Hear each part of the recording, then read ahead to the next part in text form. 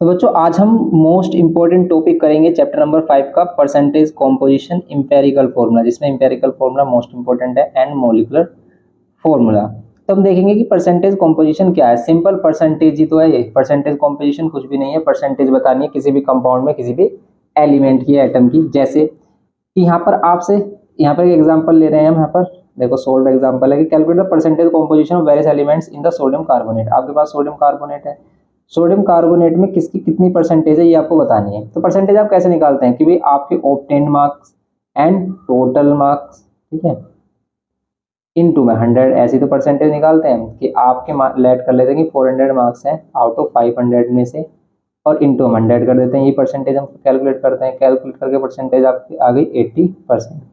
ऐसे ही आपको percentage find करने की, आपको टोटल मास लेना है, कंपाउंड का टोटल मास लेना है, और अब ऊपर क्या लेना है आपको न्यूमरेटर में, जिसका भी आपको परसेंटेज फाइंड करना है। सोडियम करना है तो सोडियम का मास ले लेंगे इनटू 100, बस ये करना है। इसका फॉर्मूला आपको गिवन ही किया है यहाँ पर। तो जैसे Na2CO3, पहले हम इसका टोटल मोलिकुलर मास फाइंड करेंगे। तो इसका टोटल मोलिकुलर मास कितना होगा हमारा, इसका मोलिकुलर मास होगा, सोडियम का 23 होता है, लेकिन इसके 2 एटम्स है तो 2 से मल्टीप्लाई, प्लस कार्बन का 12, प्लस ऑक्सीजन का 16 होता है लेकिन इसके 3 एटम तो 3 से मल्टीप्लाई। इसको प्लस कर लेंगे तो यहाँ पर 46 प्लस 12 प्लस 16 3 48 होता है।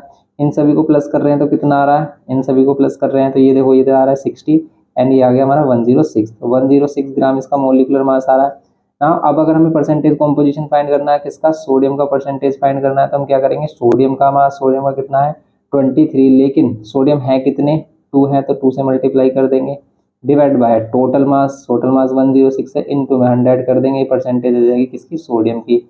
ऊपर आ रहा है 46, या फिर 2 से इसको कैंसिल कर लो, 2 से कैंसिल कर लो, 2 5 जा 2 3 जा, तो ऊपर आ गया हमारा 23, नीचे आ गया 53। अब इसको आप मल्टीप्लाई कर लो, बस इसको डिवाइड कर लो आप, जितना भी आएगा 0 पॉइंट समथिंग में इसका आंसर आ जाएगा। जैसे यहाँ पर कितना आ रहा है हमारा सोडियम के लिए, तो सोडियम के लिए हमारे पास इसने गिवन कर रखा है। देखो उसने बहुत काफ़ी इसको लॉन्ग कीज दिया है यहाँ पर। तो सोडियम का 43 पॉइंट समथिंग इसकी वैल्यू आ रही है, तो इसको डिवाइड करोगे 43 पॉइंट समथिंग इसकी वैल्यू आ जाएगी। सिंपल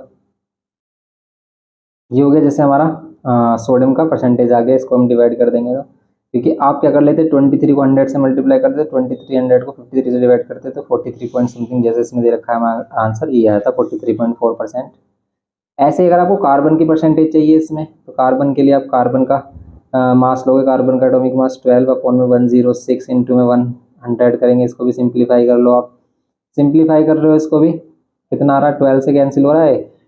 अगर ये 108 होता, अगर ये 108 होता तो 9 टाइम्स इसको कैंसिल कर देता है। वैसे 2 से कैंसिल करेंगे, 2 से 253 इंटू में कितना हो गया 100, तो 600 को 53 से डिवाइड कर लो, ये भी हमारा 1 कितना आ रहा है 1 2 मतलब समथिंग में कितना आ गया हमारा ये, क्योंकि 53 से करेंगे 7, फिर 11 पॉइंट समथिंग इसकी वैल्यू आ रही है, 11.3 इसकी वैल्यू आ रही है हमारी। सिंपल, बस ये परसेंटेज कॉम्पोजिशन है। सिंपल सा कॉन्सेप्ट है आपको, मतलब कॉन्सेप्ट है इसका परसेंटेज कॉम्पोजिशन का, कोई प्रॉब्लम नहीं आएगी आपको। जैसे ऑक्सीजन है, ऑक्सीजन के लिए आपको देखना, ऑक्सीजन का परसेंटेज देखना, लेकिन ऑक्सीजन के 3 एटम्स हैं यहाँ पर, हम 3 एटम्स के लिए ही इसको ही सोल्व करेंगे। ऑक्सीजन के 3 एटम जिसका एटॉमिक मास हमारा कितना आ गया था 48 आ गया था, डिवाइड बाय हम 106 कर रहे थे, इंटू में 100 करना, बस सिंपल ये इसको, ये परसेंटेज कॉम्पोजिशन। अब इंपेरिकल फॉर्मूला क्या है, इंपेरिकल फॉर्मूला का मीनिंग है यहाँ पर क्या, सिंपलेस्ट फॉर्मूला, कि सिंपलेस्ट रेशियो क्या होगा उनके एटम्स का। जैसे कि हम इंपेरिकल फॉर्मूला की बात करते हैं, इंपेरिकल फॉर्मूला में हमें क्या करना होता है, जैसे कि हमारे पास कोई फॉर्मूला है, जैसे ये है C6H12O6, तो ये तो इसका मोलिकुलर फॉर्मूला है, जिसमें इसके नंबर ऑफ एटम्स हमें एग्जैक्ट पता है। लेकिन अगर इनके एटम्स को क्या करते हैं, सिंप्लीफाई कर ले, जैसे सेम टेबल 6 से कैंसिल हो रहे हैं, 6 1 जा 6, 6 2 जा 12 एंड 6 1 जा 6, तो यहाँ पर अगर हम रेशियो ले लें कार्बन हाइड्रोजन ऑक्सीजन का 1:2:1, तो यही इसका इंपेरिकल फॉर्मूला। इंपेरिकल फॉर्मूला में इसको हम लिखेंगे CH2O1, तो ये इसका इंपेरिकल फॉर्मूला हो जाएगा। तो इंपेरिकल फॉर्मूला में बस हम उसको सिंप्लीफाई कर देते हैं, जैसे H2 है, H2 का इंपेरिकल फॉर्मूला भी यही रहेगा, और इसका मोलिकुलर फॉर्मूला तो है ही ये। क्यों, क्योंकि यहाँ पर क्या है, पर यहाँ पर हाइड्रोजन और ऑक्सीजन की अगर हम बात करें, यहाँ पर 2 है 1 है तो यही रहेगा। लेकिन अगर ये हाइड्रोजन पर ऑक्साइड होता तो यहाँ पर 2 से 2 कैंसिल कर लेते, तो ये इसका इंपेरिकल फॉर्मूला होता है। यहाँ पर molecular formula empirical formula same रहेगा। कोई भी आप ऐसा एग्जाम्पल ले सकते हो जहाँ पर इंपेरिकल फॉर्मूला और केमिकल क्या है हमारा मोलिकुलर फॉर्मूला सेम रहेगा। लेकिन जहाँ पर ये सिंप्लीफाई हो रहा था हम यहाँ पर सिंपलेस्ट फॉर्म, तो इंपेरिकल फॉर्मूला क्या है कि मोलिकुलर फॉर्मूला की सिंपलेस्ट फॉर्म है कि भी हमें पता चल जाता है कि यहाँ पर जो जितने भी एटम्स है वो किस रेशो में प्रेजेंट है। अब उसी के अकॉर्डिंग हम मोलिकुलर फॉर्मूला भी निकाल सकते हैं। मोलिकुलर फॉर्मूला, जैसे मोलिकुलर फॉर्मूला में नंबर ऑफ एटम्स हम क्या लेंगे, देखो जैसे इसमें बताया हमें, देखो एक एग्जांपल लेते हैं पहले मोलिकुलर फॉर्मूला, इंपेरिकल फॉर्मूला हम कैसे कैलकुलेट करते हैं।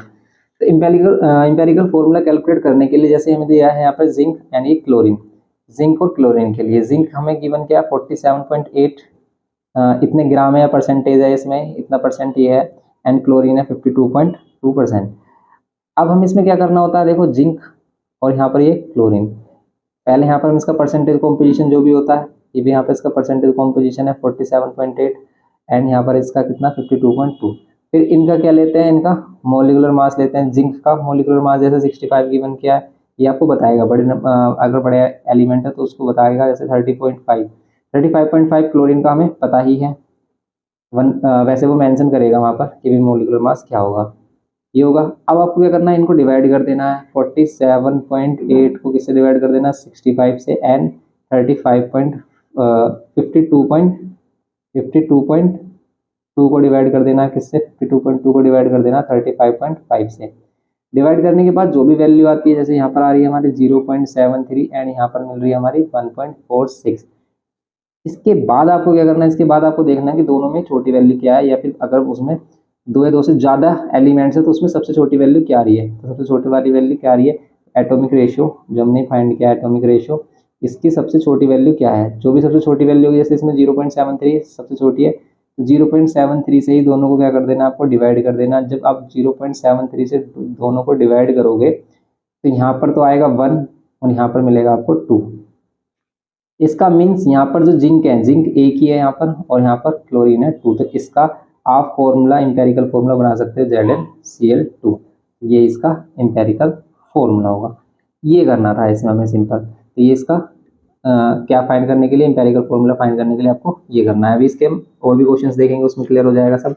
फिर इसमें एक और कॉन्सेप्ट बताया है कि भी determine the molecular formula. Molecular formula में आपको क्या रिप्रेजेंट करता है, denote the actual number of atoms of different elements की। अगर हमें actual number of atoms find करने हैं, जैसे अभी हमने C6H12O6 लिया था, okay. Actual number of atoms के लिए हम क्या करते हैं कि इसमें एक्चुअल नंबर ऑफ एटम्स क्या होंगे, जैसे अगर हमें इंपेरिकल फॉर्मूला गिवन किया होता है, इंपेरिकल फॉर्मूला, इसका इंपेरिकल फॉर्मूला था हमारे पास C1H2 एंड O, ये था हमारे पास, ये इसका इंपेरिकल फॉर्मूला है, इसका मोलिकुलर फॉर्मूला है। तो मोलिकुलर फॉर्मूला फाइंड करने के लिए जो क्या है हमारे पास, मोलिकुलर फॉर्मूला है, या फिर मोलिकुलर वेट फाइंड करने के लिए हम क्या कर सकते हैं, N into empirical weight find, empirical formula जो भी है उसका इंपेरिकल फॉर्मूला वेट वो कर सकते हैं। या फिर नंबर क्या करने के लिए, मोलिकुलर फॉर्मूला में नंबर ऑफ एटम्स के निकालने के लिए हम क्या कर सकते हैं कि यहाँ पर क्या कर दो, मोलिकुलर वेट जो भी हम निकाल रहे हैं मोलिकुलर वेट, जैसे इस मोलिकुल का जो भी वेट होगा डिवाइड में क्या कर दो इंपेरिकल फॉर्मूला वेट, इन दोनों को डिवाइड कर दोगे, आपके पास क्या आ जाएगा, मोलिकुलर फॉर्मूला। यहाँ पर मोलिकुलर फॉर्मूला के लिए कितने नंबर ऑफ एटम से आपको मल्टीप्लाई करनी है, वो नंबर ऑफ एटम्स यहाँ पर आपको मिल जाएंगे सिंपल। तो देखो जैसे अगर हमारे पास इसका मोलिकुलर वेट है, इसका मोलिकुलर वेट कितना आएगा हमारे पास, इसका कार्बन 12 होता है, 12 सिक्स कितने होते हैं 72, हाइड्रोजन का 12, एक हाइड्रोजन का 1 और 12 का 12, ऑक्सीजन 16 होता है, 16 सिक्स 96 होगा, तो कितने हो जाएंगे प्लस करके आ रहा है ये 10 0 1 9 और 1 10 और ये 180 आ रहा है। और इसका अगर हम फाइंड करें कितना आ रहा है 12, हाइड्रोजन का 2 14 और ये 16, ये कितना आ रहा है हमारा 10 और ये आ रहा है हमारा 30, ये आ रहा है हमारा 30। तो अब हम क्या कर सकते हैं, अगर इसमें दोनों को डिवाइड करें तो नंबर ऑफ एटम्स क्या आएंगे यहाँ पर, मोलिकुलर फॉर्मूला के लिए 6 मिलेंगे। तो अगर आप इंपेरिकल फॉर्मूला में क्या कर देते हो 6 की मल्टीप्लाई कर देते हो तो आपको मोलिकुलर फॉर्मूला मिल जाएगा 6 इंटू इंपेरिकल फॉर्मूला, जैसे ये हो जाएगा C6H12O6।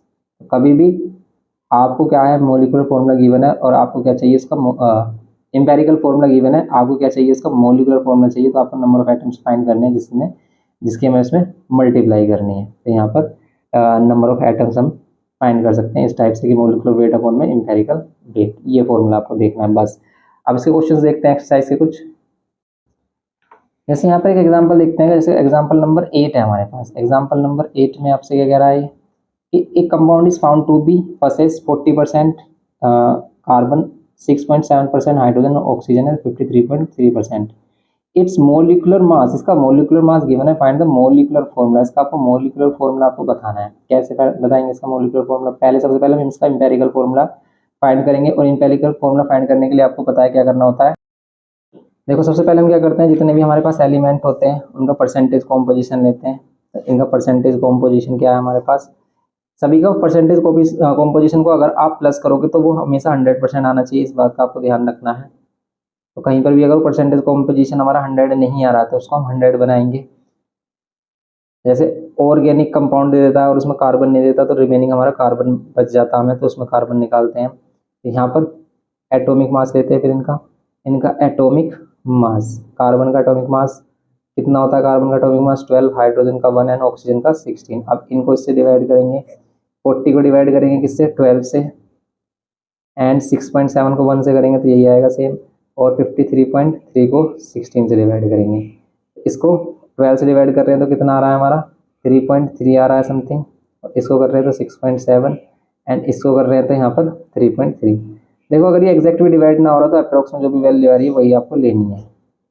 जैसे अब इन तीनों में सबसे छोटी वैल्यू 3.3 है, तो सभी को 3.3 से डिवाइड करेंगे, इसको भी 3.3 से डिवाइड करेंगे, और यहाँ पर 3.3 को ही 3.3 से डिवाइड करेंगे, यहाँ पर तो 1 ही आएगा।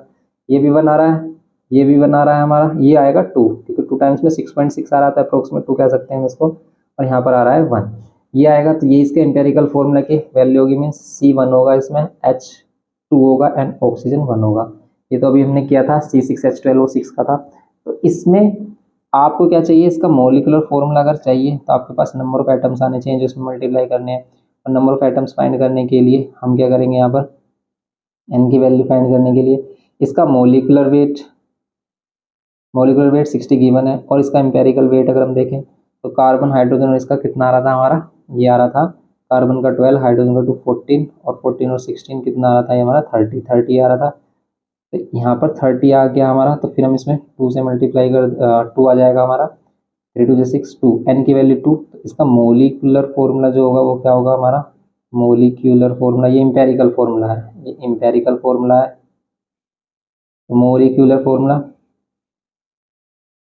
मोलिकुलर फॉर्मूला होगा हमारा कितना, twice into empirical, twice into ये इंपेरिकल फॉर्मूला CH2O। आप 2 से सभी को मल्टीप्लाई कर दोगे, C2H4O2, ये इसका मोलिकुलर फॉर्मूला आ रहा है, यही आ रहा है इसका C2H4O2। बस सिंपली इस टाइप के ही आपको न्यूमेरिकल्स इसमें मिलेंगे। जैसे हम इसके एक्सरसाइज के न्यूमेरिकल्स भी देखें, सभी इस टाइप के ही हैं, आप इनको इजीली कर सकते हो। जैसे इसमें देखोगे, give the empirical formula C6H6।